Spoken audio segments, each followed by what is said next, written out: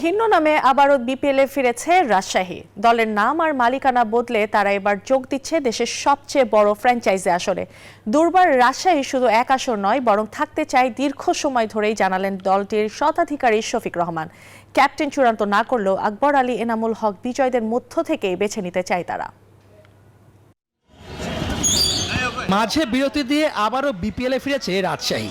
2019-20 মৌসুমে রাজশাহী রয়্যালস নামে অংশ নিয়ে শিরোপা জেতা দলটি নানা কারণে বাইরে ছিল বেশ কয়েক বছর। তবে এবার মালিকানা বদলে নাম পরিবর্তন করেই অংশ নিচ্ছে 2-1 আসন নয়, দীর্ঘ পরিকল্পনা নিয়েই দল গুছিয়েছে পদ্মাপাড়ের দলটি।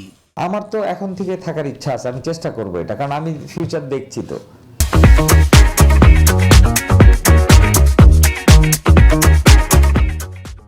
এটা ফিউচার আছে, তো ফিউচার আছে এটা অ্যাকচুয়ালি এটা তো আপনার জাতিটাকে, আপনার দেশটাকেও এটা আরেক পর্যায়ে নিয়ে যায় এই খেলাটা।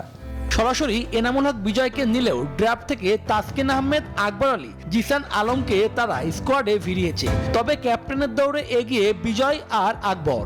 মেসেজ যে পারফরমেন্স আমি দেখেছি এখন অলরেডি, আমার টিমের ছেলেরা যা করেছে ওই পারফরমেন্স ওরা যেন আমার জারি রাখে এবং সম্ভব হলে আরেকটু ভালো করে, তাহলে আমরা সর্বোচ্চ পর্যায়ে চলে যাব ইনশাল্লাহ।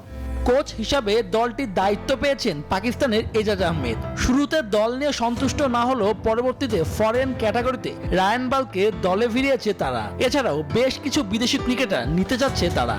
দলটা আমি ইনিশিয়ালি হয়তো অতটা স্যাটিসফাইড আমি ছিলাম না, বাট এখন আমি মোটামুটি স্যাটিসফাইড।